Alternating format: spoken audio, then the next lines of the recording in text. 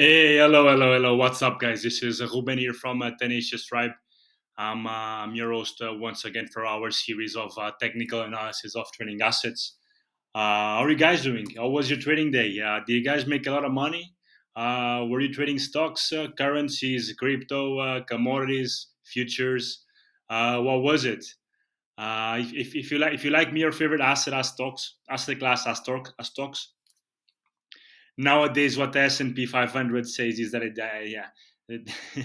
you really get like really getting contrarian signs, really getting like a downtrend. Last month was very strong on the bullish side. Be very careful once again. Be very careful. The market is giving us strength signals as it did last week, last month. However, it's been on a longer term downtrend, which does not tend to end this swiftly as it is doing right now. I mean, if you zoom out the S&P 500, you see some prominent bearish signals there, as in a possible bump and run pattern that's happening right now. I see that it's trading below the 200 EMA, also on the time frame, 10 EMA on roughly on the monthly time frame. Which is not a not a fantastic time for you guys to be long in the stock market. Perhaps not a bad idea for you guys to step aside a little bit. Except, of course, if you're trading mem stocks like BBY and GM and all that, which you shouldn't be unless you're really a master at it. By the way, but though, yeah, those are the ones showing more signs of volume, at least. I wouldn't say profit, neither loss. It really depends on how you trade them, but they certainly have volume and attention and popularity for sure. The I mean, instead, a trendy asset of the day I got for you guys today is Occidental Petroleum Corporation. I heard that Warren Buffett was behind was backing this stock. As you know from our methodology, from our philosophy, and all that, I do not care if Warren Buffett is behind it. If he is behind it, what I defend, what argument, what I will stay behind is that if he's indeed backing Occidental Petroleum, then it shows on the charts. If it shows on the charts, I can see it. If it is compliant with my trading system, I can see it. I will screen it. I will trade it, provided only it is compliant with my trading system, with my risk management rules, with my entry triggers, exit triggers, risk reward ratio, time frame, risk aversion, my trading philosophy, my numbers. Otherwise, I mean, of course, if I mean, otherwise, I really don't care if Warren Buffett buys it. It's not your job as a trader to be mimicking the buys from Warren and the sells from Warren. Perhaps you can mimic his methodology, just like Monish Pabra did. But I mean, I wouldn't advise you to be trying to follow all his buys, all his sells. His context is extremely different from yours. He has to deal with a lot of capital. He has to look for underlooked stocks with very big market caps, enough size to absorb his orders. He's no longer beating the market so often. I mean, it would be impossible for him to, with taking into account the amount of money the guy is managing. Having this said, but hands down the best investor of all time. Hands down a value investor, which I am not. I am something that it does not acknowledge. I mean, actually, it did. Jim Simmons is well acknowledged by Warren Buffett, and Jim Simmons is a quantum trader. Jim Simmons has nothing to do with value fundamental analysis. He's acknowledged by Buffett. I mean, at the end of the day, of course, Buffett is not going to acknowledge anybody else. Makes a living doing something radically different from what he does. He has 90 years, 80 years investing in his philosophy, in his way of doing things. He's seen things, but I mean, there are plenty of ways to achieve your goals. One of them, of course, perhaps the most reliable, perhaps not, is Warren Buffett fundamental value approach.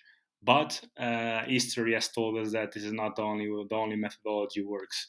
quantum works, momentum works, price action works, uh, bottom fishing works, uh, short term, long term. I mean, scalping works, market making, counter trending, shorting. I mean, it does work. It's really. I mean, all these guys, all that these guys have in common. Say Siemens, say Lynch, say Soros, say Templeton, Buffett, Babrai, uh, Jesse Livermore, by the way, worth mentioning. All that these guys have in common, they were all very successful, is the fact that they developed their own methodology, their own style, except for Monish Pabrai once again, the exception that confirms the rule. But all these guys are like very masters of their own way of doing things, of their own signals, their own analysis, their own biases, their own circumstances, their own way of looking at the chart. Perhaps looking at this chart, and instead of seeing this erratic price action, for instance, in this distribution area, they're more focused. Which prompts us, by the way, to see that there's going to be a downtrend afterwards. They're perhaps more focused in breakouts, and breakouts that don't work, just like this one, because perhaps there's here an RSI divergence. Let me just take it. Correct, an RSI divergence. I mean, I'm just saying that your things your own way, work, bring your craft, listen to your bias, listen to what energizes you, listen to what's effortless for you to detect in opposition to what is not, and leverage it. And I'm not saying trade with leverage. I'm saying leverage your own way of doing things, and try to make sure, of course, that you have a positive expectancy. That your positive expectancy supersedes what you should expect to gain with lower cost averaging, because this is like really a no-brainer methodology also. And then prune it, work on it, run the numbers.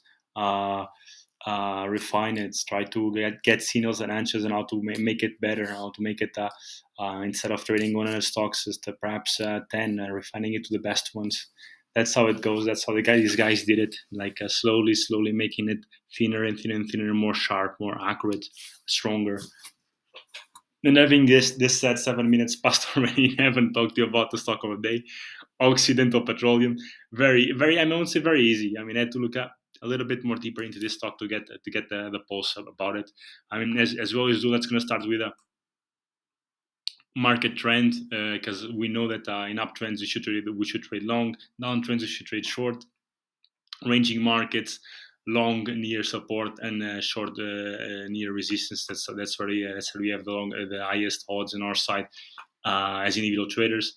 On this case, what do we have? I mean, very easy to establish that the trade has been upwards since the beginning of January 2022, because you see that as of this moment, as of this breakout year, we have a new structure, we have a new higher high, and as of this moment, the downtrend has come to an end. We also afterwards also have like this golden cross here, a new series of higher lows, higher highs. Um, that's pretty much. I mean, price is also another objective way to determine that this is an uptrend. You see that the 10 EMA, okay, a golden cross is 10 EMA crossing above the 50 EMA, but you also see that the 10 EMA and the 50 EMA are sloping upwards, and the price is trading above the 10 EMA and the 50 EMA. These are objective symptoms of an uptrend. This, as of this moment, you can classify this as an uptrend.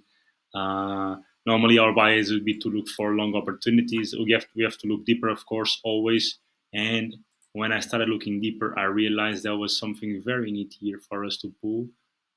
Look at this.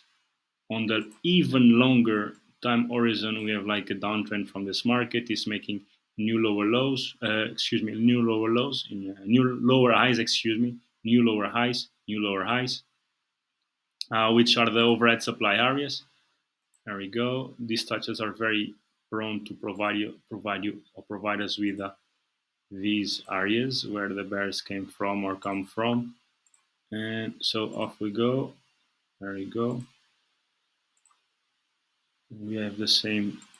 Actually, right now, what you also can immediately check is that the price is trading at the value zone. This the price is touching here once again this downward sloping trend line. It's telling us that the price is a value zone. It's something that I like to see as a trader, and I hope you know why. Otherwise, let me tell you why. And that is because so this is support by the way. See one touch, another touch, another touch, another touch. I can put the touches here for easy reference. What these four touches validate, and I mean even here acting as a support, support, support, and resistance, resistance, which then becomes support. But as I was saying, this is a value zone. This is an inflection point, which I very much like to see as a trader, because this provides us a very cheap areas for us to try to understand, try to get feedback from a long or short position. So as of this area, we have so okay. We've established on a longer time frame, on a longer time horizon, we have a downtrend as and the price is neatly respecting this downward sloping trend line. But on a shorter time horizon, we have an uptrend, and the price is neatly respecting also 10 EMA, for instance, which is above the 100 EMA. Okay, fair enough. Price is trading against once again this downward sloping trend line. What does tell us about the market if there's a breakout above this trend line? It tells us that the price is no longer supporting this trend line. It tells us that this longer term downtrend is perhaps coming to an end, that the bulls are in charge, and that we can expect for the price to for the bulls to take charge of this market and to direct the price towards the upper levels like this one, this one, and this one. Converse. Oh, by the way, and also, do you know you're wrong? Trades below this area here, where you have this build up before the breakout. If it does close, I mean, it's a monthly time frame analysis, so of course you have to wait for the end of the month and try to ascertain whether this is actual breakout.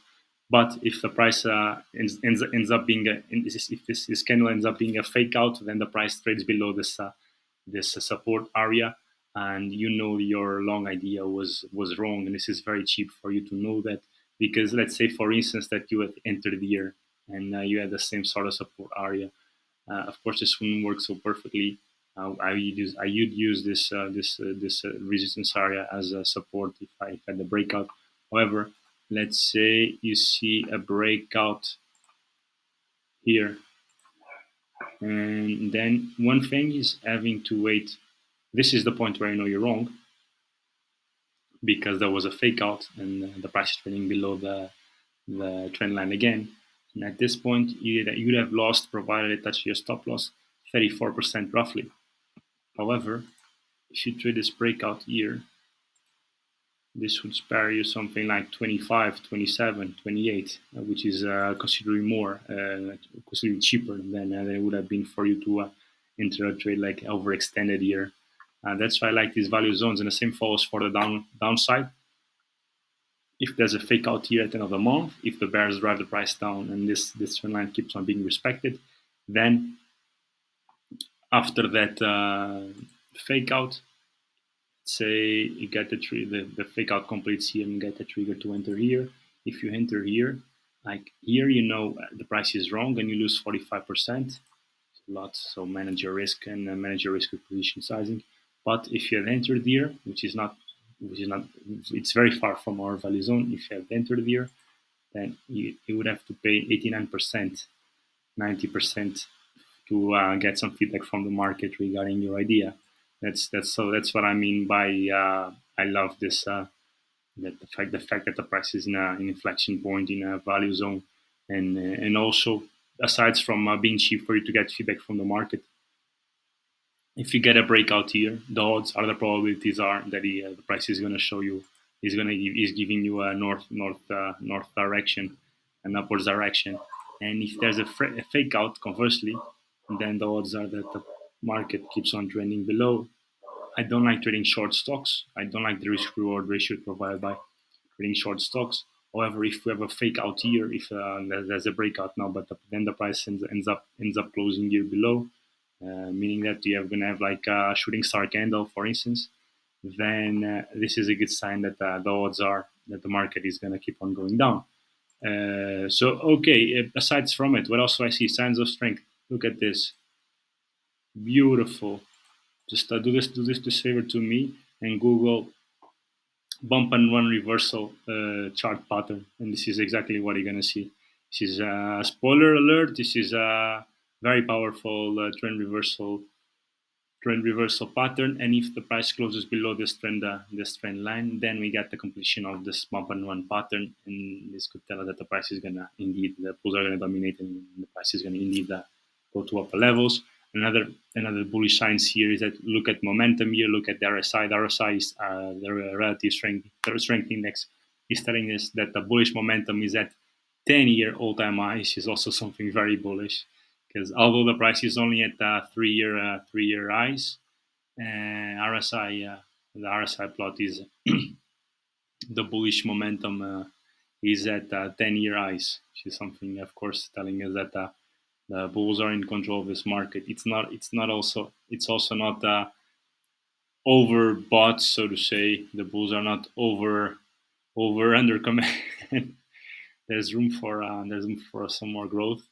On the weakness side, what I don't like to see in this market is this candle here, this bearish candle we saw in June. In June, yeah, correct. Um, I mean, markets, even in downtrends, they don't just go up, as most of you guys might think. Probably if you follow GME and AMC and BVY, this doesn't go forever. They tend to correct here, form new bases, and form like continuation patterns or reversal patterns. However, what I don't like to see in these corrections is,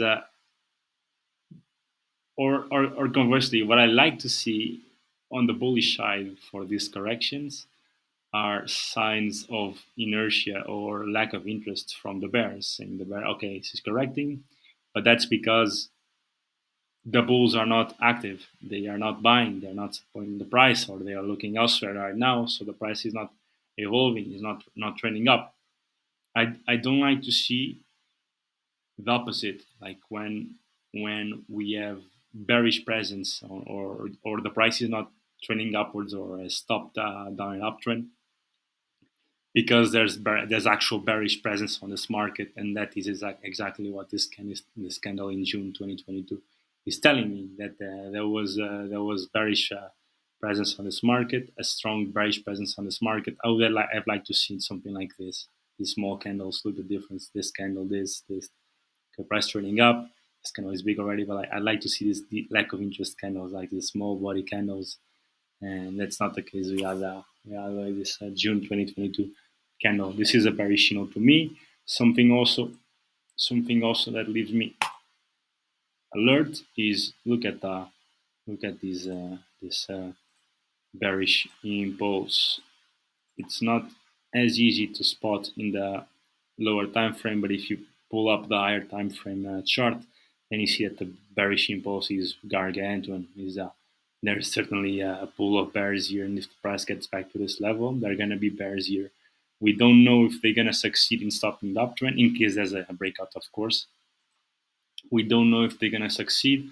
I bet with you that head of Goldman Sachs trading doesn't know also.